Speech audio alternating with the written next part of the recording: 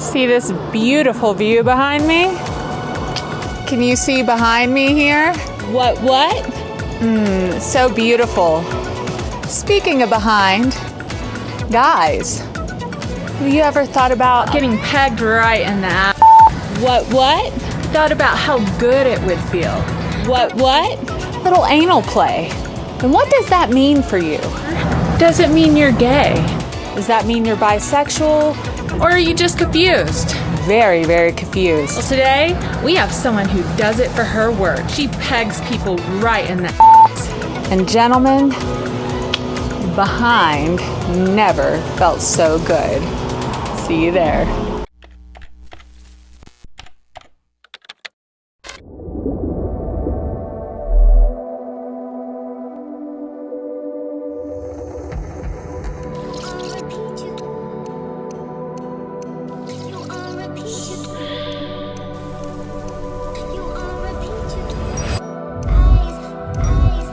Welcome to the Life in Red podcast.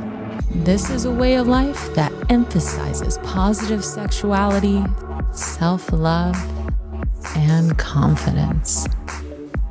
On this journey, red is now your new color.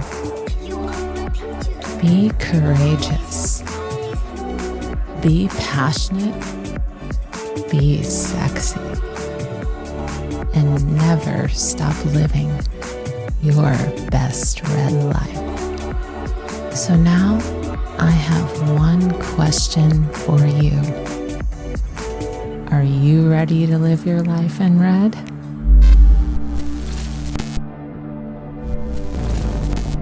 To join us on this journey, like and subscribe below. Welcome to the Life in Red podcast. This is Brittany, your host, and today I am really excited. Who do we have in the bedroom today?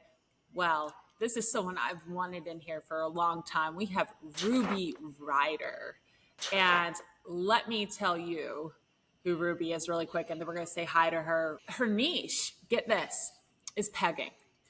So we're talking about a sex educator, like the ones we've had on, but a bit more interesting.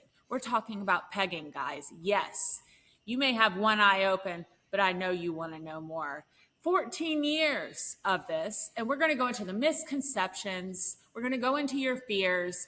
I shared some of them with you. This is exciting. This activist, this amazing woman, Ruby, thank you for being on today. I'm so happy to be here. The more that I can spread the word about the niche sexual activity of pegging, the happier I am. Yes, I'm sure a lot of people will be happier too. The shame culture we have around sexuality is heavy. And this is a part that I have had friends personally that are undercover into pegging. And they've talked about questioning their sexuality and all these things because of it. And we're going to go into these misconceptions today. We're going to go into these things. And first, we're going to keep it light and airy. Go with what you could tell us about how you got started in this world. Well, if it goes back to kind of the beginning of my interest in anything anal, so to speak, I can remember being really turned on by the thought of any kind of anal action from when I was quite young. I was in a very permissive household, so I had access to Penthouse Letters Forum, which is the little book that has all the letters, supposed letters in it.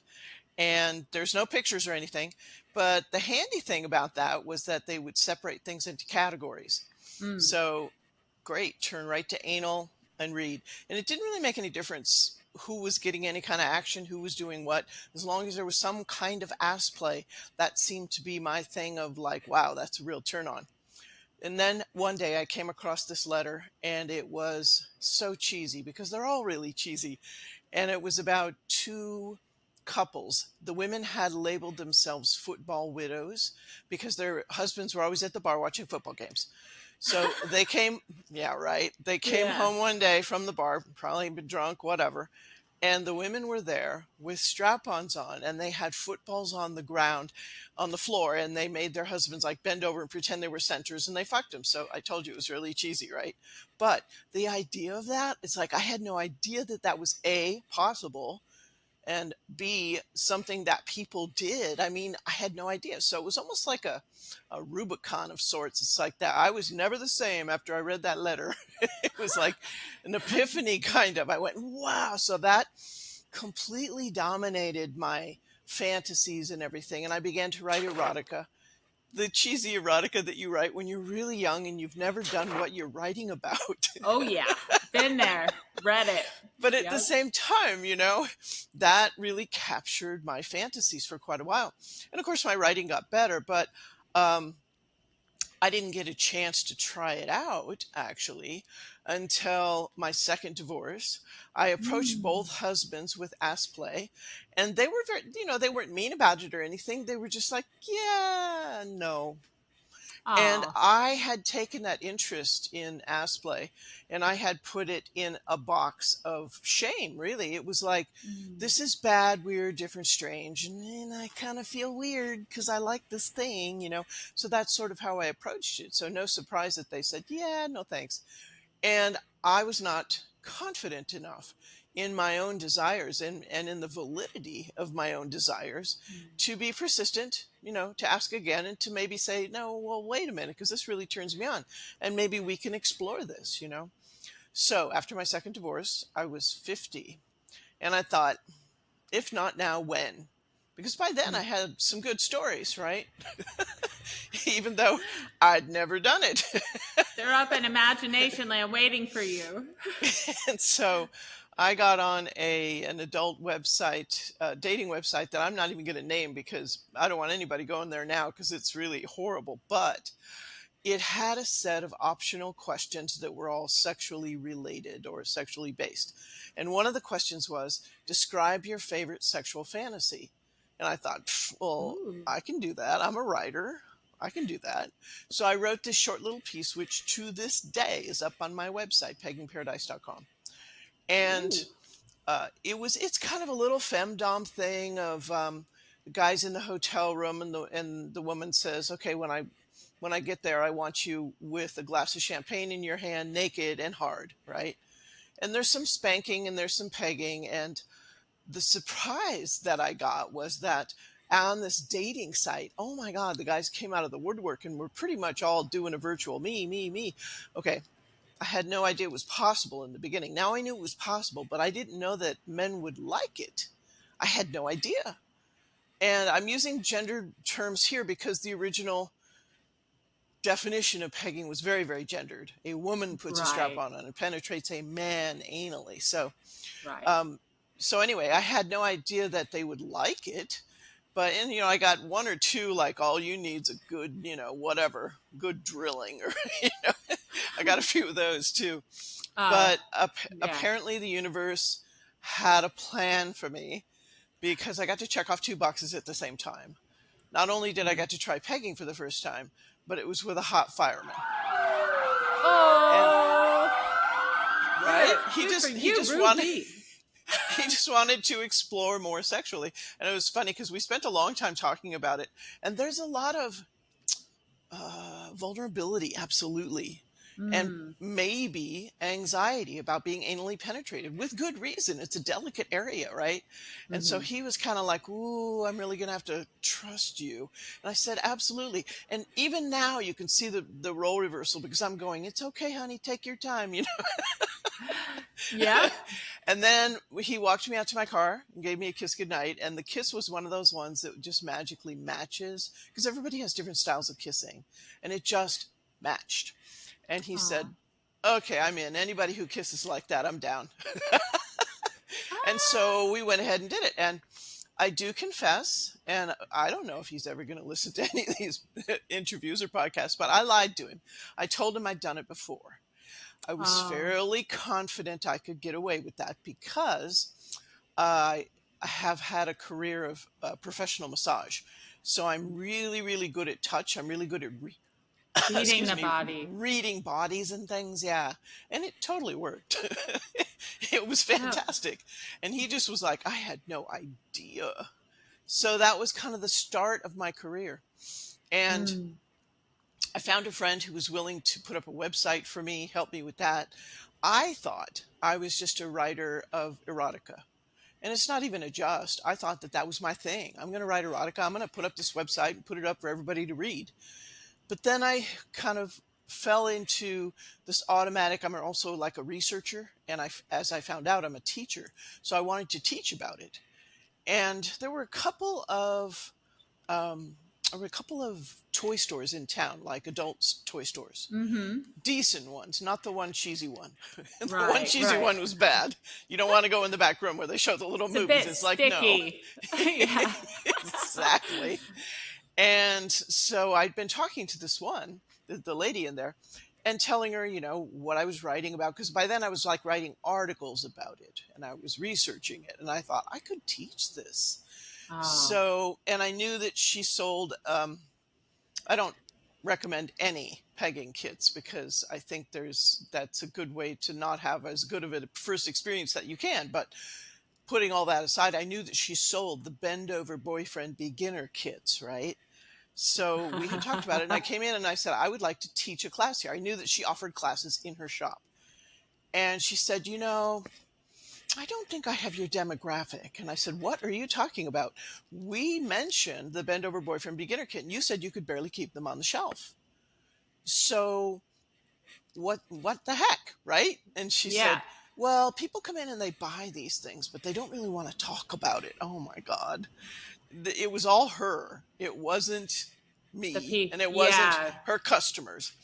So I went to the other toy store and they said, absolutely, come on in, teach. So I did that in person for a while. And then as the internet was kind of happening more and more, Right. it made more sense to do it online. As a sex educator, it's really difficult to make money. And Right. people are going, Right. are you ever coming to Philadelphia to teach a class? I'm like, I would love to. Can you pay me like $200 for the class, cover my airfare, cover my hotel, and feed me? No, they're never willing to do that, which is really sad. But That is. nonetheless, I got online and I started teaching about it. And I've gone down the rabbit hole. And it's just been the most Da da da amazing da. journey. And it feels a little weird because Yeah. it's sort of like, this is a really interesting niche for you to like subsume yourself into. Goodness. But at the same Mm-hmm. time, there is just a wealth there that relates to so many different things and so many different ways of people looking at relationships, masculinity, so many things. And I've been doing this for 14 years. And now I found out that, yes, I do write erotica, but mainly I'm a teacher. I love to teach. Absolutely. Wow. This is amazing because, and that's why I wanted you on here. I mean, I've talked to so many sex educators, therapists, sexologists, doctors. And when a good friend of mine told me about you, and he's like, she's amazing, but I heard your niche. It's quite rare, and I think you do deserve to get paid for it. People who value the pegging, how much do you value it? This costs money, but going out and being an educator in something like this takes a lot of bravery. So I want to give you that, because it takes bravery, and I think it's fascinating because there is a pattern in history where people become fixated or passionate on a certain thing, and it ends up being what they become. And I find it Yeah. interesting from the beginning, you were drawn to ass play and you were like, there's something about this. And then now you're teaching it. What a story. And And it's, I never really fantasized about ass play on myself, and I have to say that I ah, don't really very much I don't really very much enjoy ass play on myself. mm-hmm, And so that's where, the dominant underpinnings came in after a while. I always pictured doing something to somebody. That's when I realized I was dominant. It's like I would talk to other girlfriends of mine and they would have these fantasies about a stranger coming in and having their way with them or whatever, or a gangbang or whatever fantasy they had. It right, was always somebody doing something to them. And I'm like, oh, no, no, no. I will be doing something to someone. And that's right. when I kind of went, oh, All right. I think I'm dominant. Well, I totally see that now. Like in regards to my own like identification in that area, it's weird when it's fantasies with females. I'm dominant. With Ah, males, I'm sub. It's like that's where I'm at, yeah, yeah. and it's so I get that. It would be very hard to be sexually turned on or aroused if you're not playing the role that you're fantasizing or that desire. Mm-hmm. So I Mm-hmm. relate to that. Well, so you are an educator. What would you first start out with people? Because I know for me, I know you viewers out there have so many questions. Whether you it's and let's start out with the basics, like the misconceptions around Exactly. pegging. Yeah, they are varied and many. So let's start off with the most common one. The most common misconception and really unfortunately strong connotation is that any male who enjoys anal stimulation or penetration has a sexual orientation that is either gay or bi. Hmm. So I can't ever say that without laughing. Okay, Yeah. it's not like gay or bisexual men have different asses, okay? They're Okay, all that's the a good point. same. The physiology is the same. All asses with a prostate are open to experiencing pleasure upon stimulation. So it's not like if you enjoy that, you must be. No, that's not the way it works. Um, and also, often what happens is scenarios like this: the guy figures out that there's pleasure to be had with anal penetration for him. Maybe he does some self experimentation, whatever. And then he comes to his partner and says, "Hey, I think I'd like to try this pegging thing," in whatever way he exposes her to it. And all too often, the very first knee jerk reaction is, "Are you gay?" Yeah. Okay. The first thing I have to say to that is if you are a woman and you're in a relationship with a man and he eats your pussy, he's clearly not gay. Oh, hold on, pause. Good point. Now I love that. Does that make me lesbian? Does that make me gay? Because Right. I love being eaten out? That makes no sense. Ladies, you know that. And then it goes further than that because then it's like, ooh, well, if I do this to you, it might turn you gay. there's no Yeah. there's no magic button in a guy's rear end that all of a sudden changes his orientation just because it's been activated, so to speak. And it's not a Gay, black and white activate thing. now. I used to teach it like it was black and white. And that did a disservice because here's the gray area. Okay, first of all, let me say that the vast majority of men who try pegging, nothing about their orientation will change because sexual activity, the area of your body that you enjoy having stimulated, has no bearing on the gender you prefer to do the stimulating. That's where those two don't connect up. So if if you've got a situation where you think that okay, this person might be gay, um, you come to them. Okay, let me start over. If you ask your partner, okay, I want to try this whole pegging thing, and you must be gay, that kind of a reaction, I lost my place. No, but no, if they have it's fine. If they have that kind of reaction, it induces shame upon this experience that's so vulnerable for this partner to come to them about. It does. And it's just so unfortunate because that puts all of this shame on them when all they're trying to do is just basic sexual exploration. But Mm, that connotation is so strong, it's kind of crazy. And mm. I remember when I first started my website and I moved into a new place and I had a housewarming party. And one of the people that was invited there was the mortgage broker, this wonderful lesbian woman who helped with the sale of the house, right? So she's there and she said, "So what have you been doing?" Because I separated from my husband, he was gone. And I said, I've been writing a lot, writing erotica. And she said, "Oh, so like what kind of erotica?" And I said, "Well, I'm really into pegging." And she says, "Well, you know what I've always wondered is why don't they just go get it from a guy?" because they're not attracted to guys.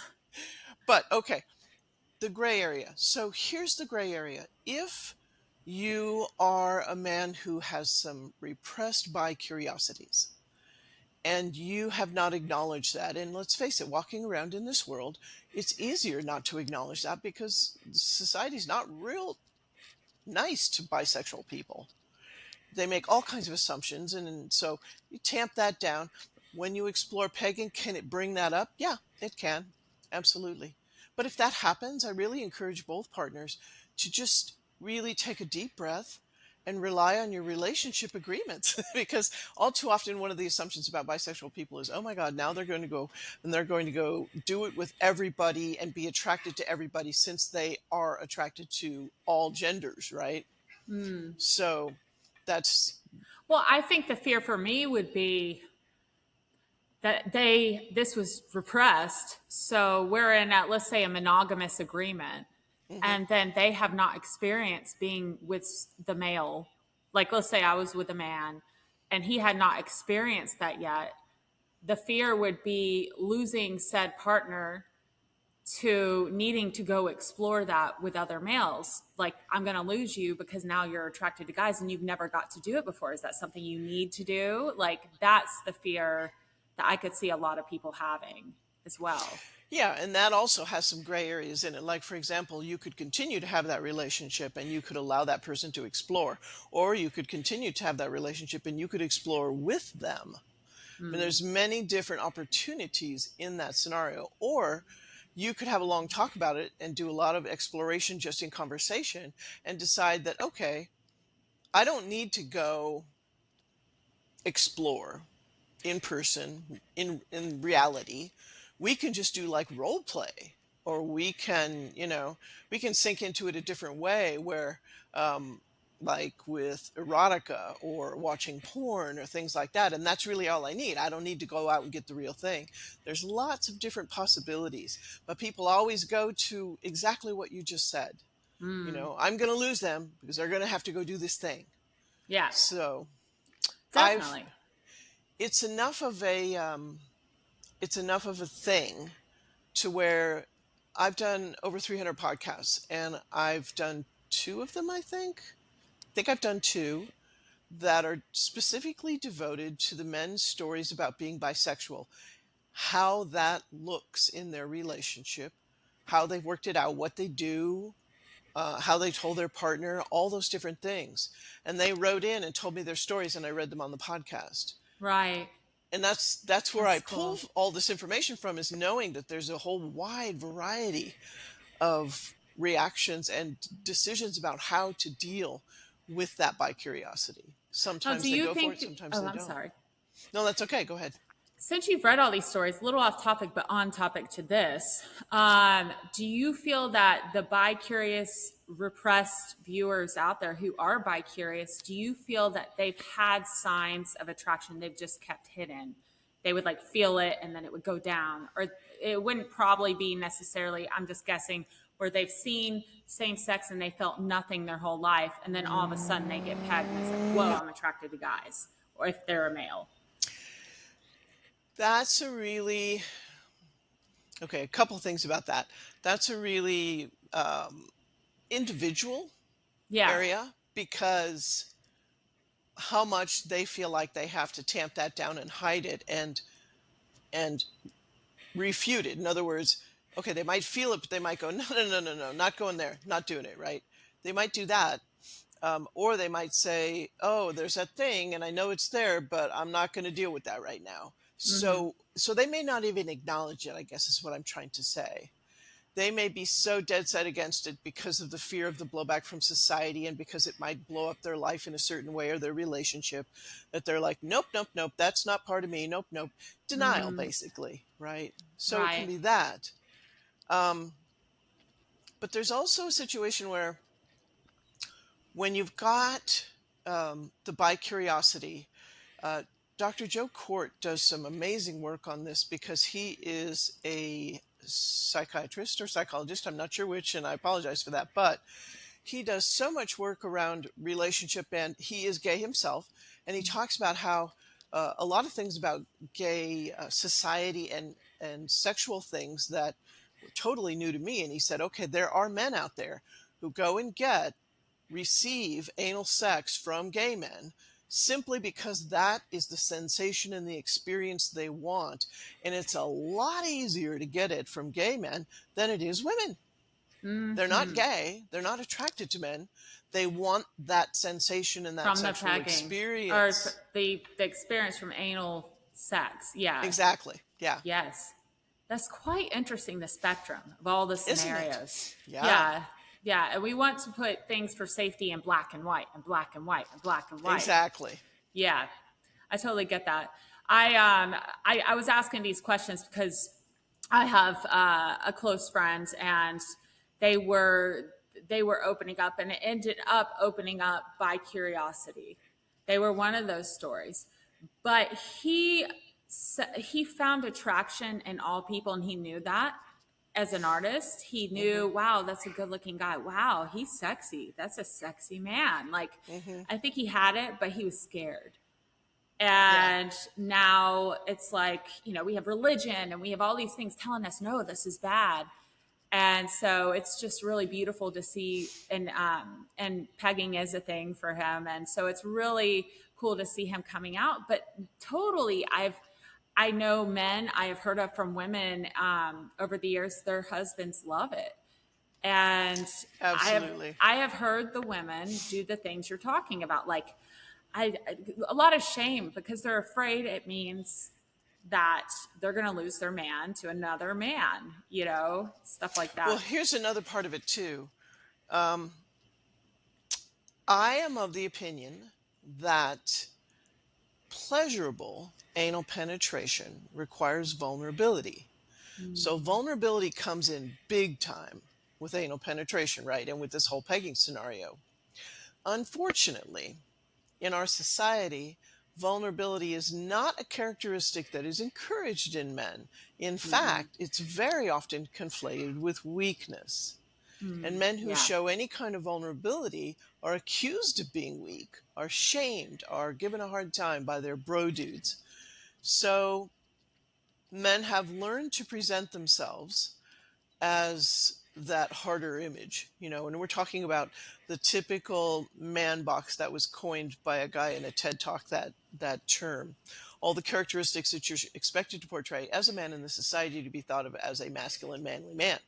Yeah. But also there's forbidden characteristics, and that is largely anything that can be perceived as gay or feminine, which is on the surface of it really messed up, because that's implying that gay or feminine is less than. But Right. nonetheless, it's like you've got the whole vulnerability issue. And okay, if we look at the word vulnerability from like a military sense, yeah, that's a weakness, absolutely. But in interpersonal communications, it's so different. It's like a risk, an uncertainty, a risk of emotional exposure. It's about being willing and able to feel your feelings completely and open up and share them with another person. And that takes so much courage. It really Mm-hmm. does, especially if you are the gender that has been non consensually trained since small boyhood to not do that.